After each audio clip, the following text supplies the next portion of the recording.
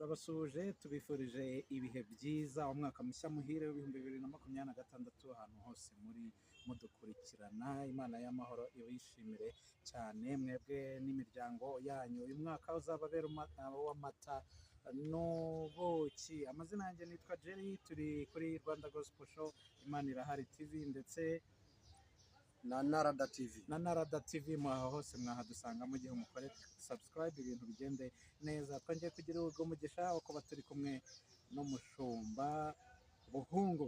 Ikaze cyane. Ya murakoze cyane. Yesu ashimwe. Yesu ahimbazwe. Umwaka mwatangiye mute? Umwaka turabona nta kibazo. Uyu mwaka turufite ibimenyetso n'amakuru ko uzaba mwiza kuruta urangiye. Urangiye. Iyo tugize amahirwe rero tugahura n'umuntu w'Imana no kugira ngo rero dusenge ubundi tuze tuganire byinshi ibyo abantu bibaza ndetse natwe ubwacu twibaza kugira ngo urugendo rukomeze. Yego. Murakoze cyane. Reka tubanze dusuhuza abantu badukurikiye bose, tubabwire ngo amahoro y'Imana bane namwe, turabakunda kandi twishimira kubana namwe. So nagire rero mbabwire ko turi kumwe n'umunyamakuru Gerard ndagukunda. Urakoze cyane. Imana iguhe umugisha mwinshi. Amen, amen. Hanyuma rero umwaka urangiye warimwo ibibazo byinshi, intambara, ibyago n'amakuba, warimwo ibintu bitandukanye ariko bitorohereje abantu. Rero nagire mbahumurize yuko uyu mwaka tugiye kwinjiramwo ari umwaka uje neza, ari umwaka w'ibisubizo. Buriya iminsi irasa ntingana. Uyu munsi wakwibwira ngo n'uwejo ni kimwe birangana, ariko bitandukanwa n'iki? Nuko uyu munsi ushobora kuwuboneraho ibyago n'amakuba, ariko ejo ukirirwa umeze neza ukaboneramo umugisha. Iyo minsi ntabwo ingana kuko umunsi wahuriyemo n'imibabaro uba muremure cyane. Rero ndababwira yuko umwaka utaha ari umwaka mwiza cyane, abantu bizere yuko bagiye kuboneramwo byinshi kandi byiza. Byinshi kandi byiza. Ndumva twatangira dusenga ubundi tukaza twinjira mu kiganiro cy'uyu munsi. Murakoze cyane. Reka duce bugufi twubaha Imana dusenge. Mana yacu, Mana nziza, Imana ikiranuka, uri Imana ikiranuka muri byose, uragahora ku ngoma iteka ryose. Turagushimiye ineza yawe n'ubuntu bwinshi ugira ndetse n'ibambe utugirira. Nuhabwe icyubahiro kubw'uyu mwanya uduhaye mu kiganiro nk'iki ngiki.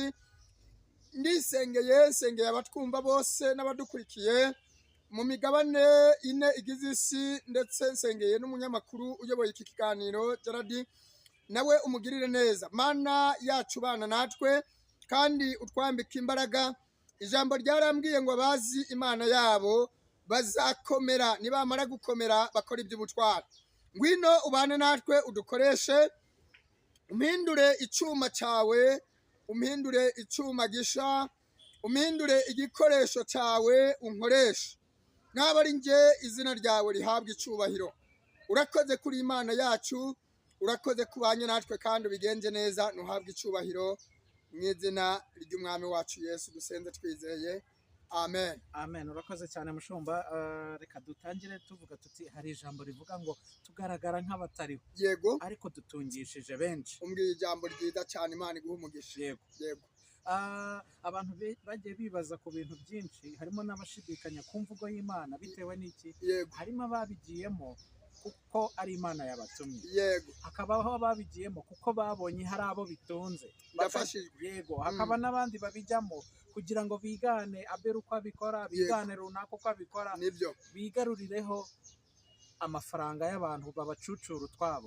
Ndagira ngo twibande cyane ku mpano y'ubuhanuzi. Hari ubwo wagiye utambutsa, nubwo abandi batambukije, ubikubiye hamwe byose. Impano y'ubuhanuzi ifata ute mushumba Abeli? Urakoze cyane. Impano y'ubuhanuzi ni ikintu gikomeye cyane, ni igikoresho cy'icyubahiro, ni igikoresho Imana ifitemo inyungu, kibyara umusaruro ndetse kikawubyarira na nyirayo. Ni ubutunzi Imana ibihaye umuntu, ni ubutunzi ushobora kugendana aho ugiye hose, kuko turebye mu gihe cya kera Imana yarabwira umuhanuzi ngo genda ngutumye hariya kwa kariya gasozi kandi ntujyane umufuka w'amafaranga. Ariko hari abandi babikoresha nabi, ariko nanone ni mu buryo wasobanuye ubivuze neza. Mu yandi magambo, hari abantu buriye inkike batanyuze mu irembo, hanyuma uko byagenze ari gute, abahamagawe ni benshi ariko abatoranyijwe ni bake. Noneho rero hari abaje bakurikiye abandi, barahamagawe banga kwitaba, noneho babonye abahamagawe bakitaba bakanatoranwa, bibahiriye mu murimo, Imana ibahaye umugisha, bakubaka amazu, bakagura amamodoka, bakabaho neza, bakagubwa neza. Abandi baje babakurikiye baravuga ngo twasizwe, twatanzwe. Abo rero baje bakurikiye abandi bataje mu muhamagaro w'Imana, aba bantu batumye habaho umugani uvuga ngo umukobwa bumwe agatukisha bose. Byatumye umurimo w'Imana ubaho igitutsi. Kandi undi yararirimbye aravuga ngo we kintu cyazanye ibice mu itorero, abantu bo hanze n'ab'isi bakarisuzugura. Mu yandi magambo, dutezwa akaga n'abagenda bayembayemba, dutezwa akaga n'aba bantu buriye inkike batinjiriye mu marembo. Aba rero batumye abantu basubira inyuma, bacika intege, banga abakozi b'Imana. Ariko ku by'ukuri twagira tubabwire yuko abakozi b'Imana bahari, kandi urufatiro rw'Uwiteka ruracyahagaze, ndetse rwanditseho ngo Uwiteka azi abantu be. Hagati aho rero ntimucike intege, Bibiliya iravuga ngo abagize ubwenge bazabimenya. Rero nta handi wabikura kubimenya no kubisobanukirwa, ni ukwiha Imana ugafata imyanya yo gusenga. Bizatuma nta mukozi w'Imana uza kukwiyoberanyaho ngo akubeshe, kubera yuko iyo uri mu mwuka, n'ibi bintu tuvuga ndetse tuvugira no kuri izi kamera, bibasha gufata umutima wawe, ukumva biri kugukurura, ukumva biranaguterura, bikakuzamura, bikakwinjiza mu kindi kirere. Ariko ibyo umuntu atari mu mwuka w'Imana, ibyo umuntu aterejwe uwo murimo, ibyo umuntu atabihamagariwe, biba bimeze nko kurya imboga zitagira umunyu cyangwa se ibiryo bitagira umunyu. Ubwo ni ukuvuga ngo iyo ubirya wumva nta cyanga. Ariko ndababwiza ukuri ngo umuntu uri mu mwuka w'Imana, umuntu afite amavuta, umuntu yatoranyijwe, ijambo rye rimwe ryonyine rigira ububasha ndetse n'ubushobozi. Hagati aho rero nimukomere, nge ndabakomeje, kubera yuko byanze bikunze Data azabisobanura, kuko azanarobanura kure urukungu mu masaka, arobanure nk'uko umwungeri arobanura intama mu ihene. Ibintu azabisobanura, ibitari ku murongo abishyire ku murongo, ibitameze neza bigenze neza, kubera yuko Imana ishoboye ibintu byose. N'ibyo twibwira ko bidashoboka, Data arabishoboye, kandi byananiye abantu. Ku Mana ni nk'ubufindo. Theo yarabivuze mu ndirimbo ye yaririmbye igira iti, ibintu byose birashoboka kuko nta kinanira Imana. Ibyo ubona byararenze ubwenge bwawe, imbere yayo ni nk'ubufindo.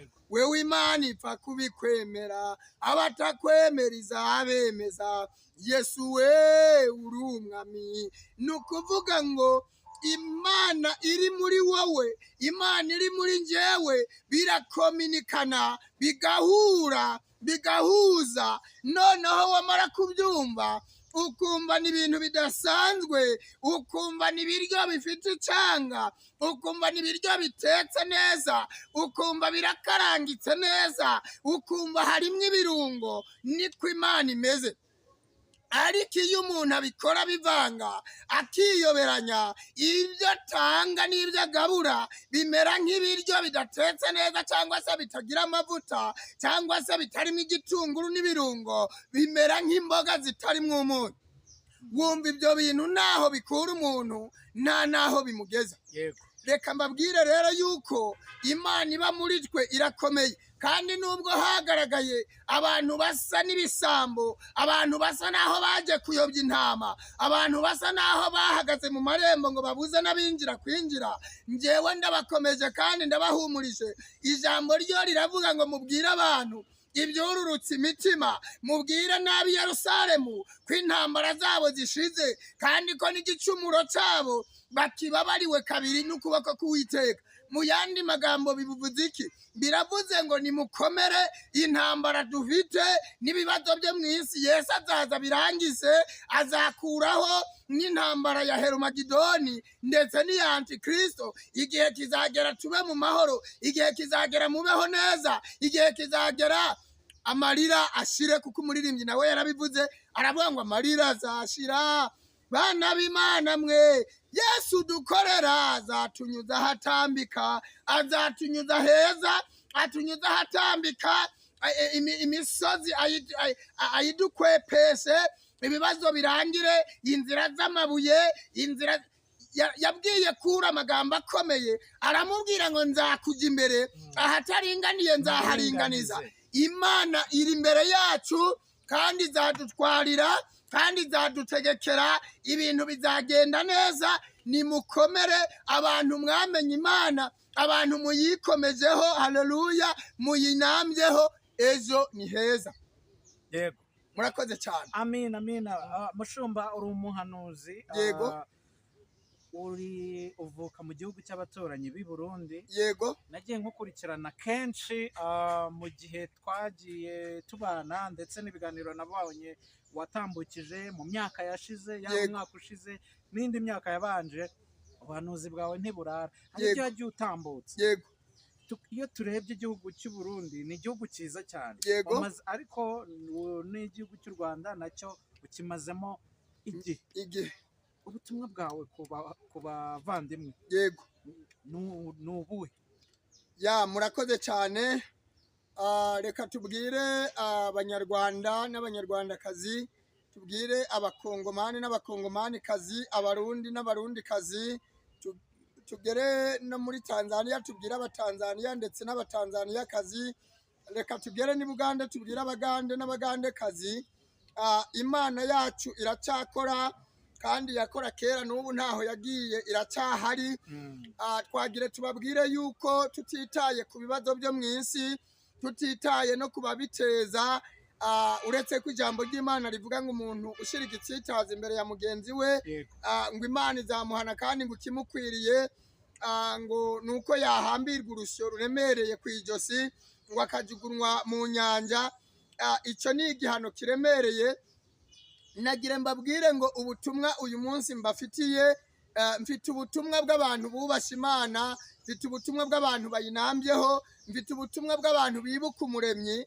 Nasomye ijambo rirambwira ngo inka imenya shebuja kandi n'indogobe nayo ikamenya shebuja, kandi ngo inyoni zimenya ibyari zitahamwo, ndetse n'imbwebwe zikabona imyobo zikamenya imyobo zitahamo. Ngo ariko abantu bobo ntibazi uwabaremye, ntibazi umukiza wabo. N'agahinda gakomeye kuba abantu, ndetse hari irindi jambo rivuga riti umuntu ashimira uwamuhaye inka, uwundi agashimira uwamugabiye. Ngo ariko abantu bo ntibazi gushimira Imana yabahanze, yabaremye, yabashyize kuri iyi si, ibahaye amararo n'amaramuko, ibarinze bakaba uyu munsi bahumeka uw'abazima. Ku by'ukuri n'agahinda gakomeye kuba abantu batazi Imana, batazi uwabaremye. Abantu bameze nk'aho batazi iyo baturutse, bameze nk'aho batazi iyo baja n'iyo bava. Ubutumwa rero mfitiye isi yose muri rusangi ni uko abantu bagiye gukomeza, bagiye kubaho cyangwa bagiye kubona ubuzima ari abantu bubashye Imana, bayimenye bakayisobanukirwa. Ibyo nibyo bihumbi 7 Yohana yeretswe bitigeze gufukamira Bayali. Ariko ababi bazagenda nk'ibishingwe bitwawe n'umuyaga wo mu butayu, kandi abo nta gihe bafite. Niyo mpamvu ntari bubatakazeho umwanya. Twarababuriye tubabwira igihe kirekire, twagiye tuvuga ibintu bikomeye nk'uko bivuze.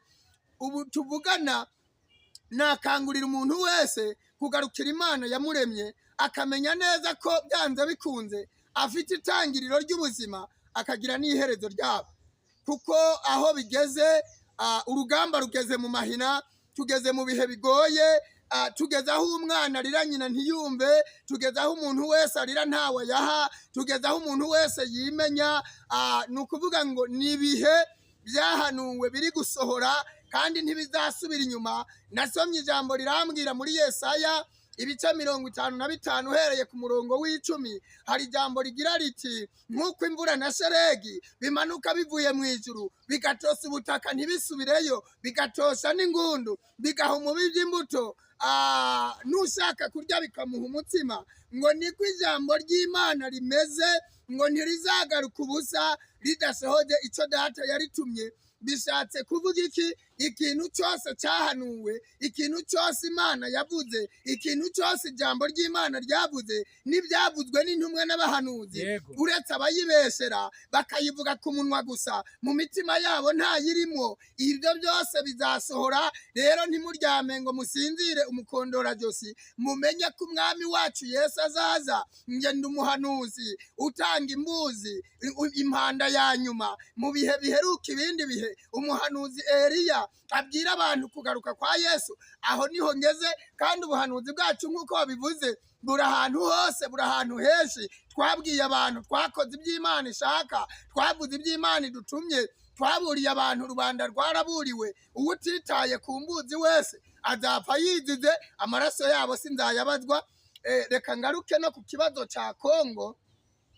Ejo bundi twagiye tubwira abantu ibyo muri Kongo ndetse n'imirwi irwana, harimwo na za Wazalendo na M23 ndetse n'abarundi na za FARDC n'ibindi. Twagiye tubivugaho, hanyuma tugenda dusobanurira abantu uko ibintu bimeze.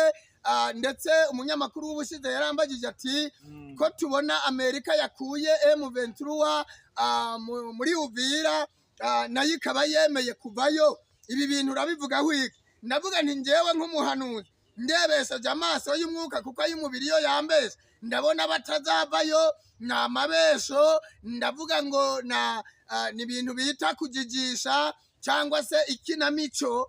M23 ntabwo izavayo. Kandi mwibuke ko nagiye mvuga ngo M23 ingabo zose zishaka ziba ziturutse mu gihugu kimeze gice, ingabo zose zizaturuka hirya no hino zizashirirayo. Ndavuga ngo M23 nta muntu n'uyu n'umwe uzayitsinda ngo ikubitwe yiruke. Ngira ngo abadukurikira bamaze kumenya yuko ibyo tuvuga ari ukuri. M23 yagarutse muri Kongo, M23 ntabwo igitsindwa. Ibyo tuvuga dufite aho tubikura. Murakoze. Yego, abantu benshi bajya bibaza bavuga se kuki abahanuzi bivanga mu bintu by'ubuyobozi bwa politike? Ubwo hano twagiye tubona umuhanuzi ku gihugu cy'i Burundi, umukozi w'Imana arimwe akaza akagoreka amateka, ubundi akaza agaharabika abayobozi bamwe na bamwe, ubundi akaza akavuga ibintu abantu benshi bakomeza kwibazaho, nyuma agasubira akavuga ati ndi umukozi w'Imana. Ibyo bintu bihura bite? Urakoze cyane. Birahura, kuko uhereye kera kose ku batubanjirije, Dawidi yararwanye muri politike. Urazi ko yagiye gusaba ibwami yuko yajya kurwana na Goliyati, ubuyobozi bwa politike bukamwambika imyambaro akanayikuramwo kuko atayimenyereye, akavuga ati ibi bintu byanjena, ibi bintu biraremereye, ibi bintu sinabimenyereye. Ariko ku by'ukuri ahantu bituruka Imana kugira ngo yinjire cyangwa se yinjize abahanuzi muri politike, bituruka ku bantu bayoboye izo politike, bagenda bagomera Imana, bagakora ibijyanye n'ibyangwa n'amaso y'Uwiteka, bagaca ku ruhande amategeko y'Uwiteka, bigatuma Imana ibatuma ngo genda ubambwirire, kuko Imana nayo irakunda ubuyobozi, Imana irakunda abanyapolitike. Kandi nagiye mbivuga ngo njyewe ndabivugaho, ariko mbivuga Imana ibintumye. Iyo ataco yantumye simbivuga, sinanayinjiramo kuko sindi umupolitike. Ariko kandi impamvu tubivugaho, buri Imana nayo niyo yatangije politike. Imana niyo mupolitike wa mbere. Ndebye ico Bibiliya ivuga, iravuga ngo niyo yimura ni nayo yimika abami, ikuraho abami ikimika abandi, hanyuma ikenyuruza abami igakenyeza abandi.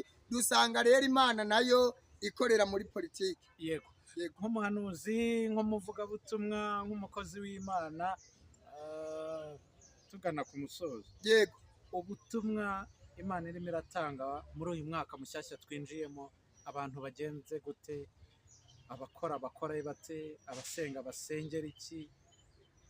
Yego, ubutumwa. Ya murakoze cyane. Muri uyu mwaka mushasha, uyu mwaka babyitwayemo neza, ni umwaka w'ibisubizo, ni umwaka abantu bagiye kubona ibyo basengeye, ni umwaka Imana yambwiye ngo gusenga kwa benshi kwarumviswe, ndetse abantu batega amatwi bakumva ubutumwa bw'umuhanuzi Eliya wo mu gihe cya nyuma, ari we nge wicaye imbere y'izi kamera, ari we Bishop Buhungu Abeli, ufite iri zina rya Eliya nk'umuhanuzi wo mu bihe bya nyuma. Ku by'ukuri ngira ngo banabishatse muri Ezekiyeli 3:16, ku by'ukuri hari amagambo avuga ko abantu bakwiye kumva icyo Imana ivuga binyuriye mu muhanuzi cyangwa se mu bahanuzi. Rero ku by'ukuri ni umwaka abantu babyitwayemo neza, bagiye guhembwa, ariko nanone ukaba umwaka abantu babyitwayemo nabi bagiye guhanwa. Ubwo rero ibihembo bibiri birahari muri uyu mwaka tugiye kwinjiramwo wa 2026, ariko ni ibihembo bibiri bitandukanye bidasa.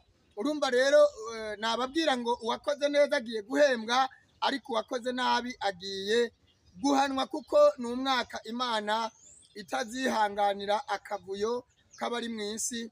Ni umwaka Imana igiye gushungura, ni umwaka Imana igiye kwimura ikongera ikimika, ni umwaka Imana igiye gukuramwo, ni umwaka igiye no guteranya. Iyo hari guteranya haba no gukuramwo, iyo hari kwimika haba no kwimura. Ibyo bintu byose, iyo hari guhemba haba hariho no guhana. Ibyo bintu byose muri uyu mwaka tugiye kwinjiramwo birahari. Yego, Bishop, reka ngushimire cyane, ariko sinakurekura udahaye abantu nimero zawe. Hari igihe buriya umushumba bari umuhesha w'umugisha, hari ababa bafite ibyifuzo bitandukanye. Mu bihe byawe uri gusenga, mugafatanya gusenga, basubizwa, twazafatanya gushima Imana. Yego. Ya murakoze cyane. Nanjye bwa mbere ndabashimiye. Imana yo mu ijuru nibaha umugisha, kuko mudufasha kugeza ivugabutumwa ku bantu benshi, ku bari kure n'abari hafi. Ibyo nabyo Imana ibishimirwa, ibihererwa icyubahiro, kandi namwe bibahera umugisha. Inimero rero ku bari mu Rwanda ni 0785564705.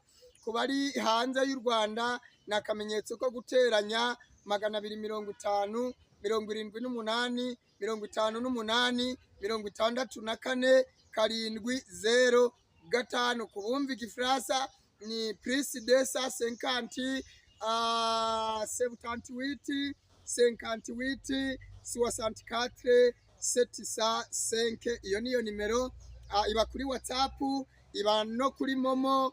Abantu bifuza kudushigikira kubwira ivugabutumwa bayinyuraho nabyo. Imana ibitangira umugisha, ndetse bigatuma natwe ubwacu twatura amagambo avuga ati uyu muntu yakoze igikorwa nk'iki, Imana imuha umugisha. Kandi ijambo ryo mu kanwa kanjye rirarema. Benshi barabizi, ababizi barabizi, kandi abatabizi nabo bishwe no kutabimenya, kandi bifuza no kubimenya, n'abatabizi nabo bifuza no kubimenya. Rero Imana ibaha umugisha. Ndabizi neza ko nkwatuyeho umugisha, ndabizi ko Imana iguha umugisha, kuko twahawe akanwa karema. Iyo twatuye neza ibintu bigenda neza. Twagiye twatura ku by'ukuri n'ibitari byiza bikaba, ariko ku by'ukuri umutambyi cyangwa se umuhanuzi, uwo Bibiliya yita bamenya, wakabaye umwikomezaho, wakabaye umukoreraho umugisha, ukamugirira neza, kugira ngo byanze bikunze bitume yabumbura akanwa akavuga ngo Imana iguhe umugisha. Abantu benshi ntabwo twarinda kuvuga byinshi, baratuzi. Hari abatumenye uko batumenye nyene, hari abatuzi, hari n'abatwikiranya. Ibyo byose mu isi bibaho. Rero reka twe kurambirana, turabakunda kandi tubifurije umwaka musha muhire wa 2026. Uzababeremo umugisha, uzababeremo byinshi byiza, muzawuboneremo iby'amaso yanyu atabonye mu yindi myaka, muzumva inkuru nziza amatwi yanyu atumvise mu yindi myaka. By'ukuri abatuye isi mwese mukunda Pastor Beri, mbifurije umwaka musha muhire, muzawuboneremo amahoro ndetse n'umunezero n'ibyishimo. Murakarama, ndabakunda. Shalom. Urakoze cyane. Yes.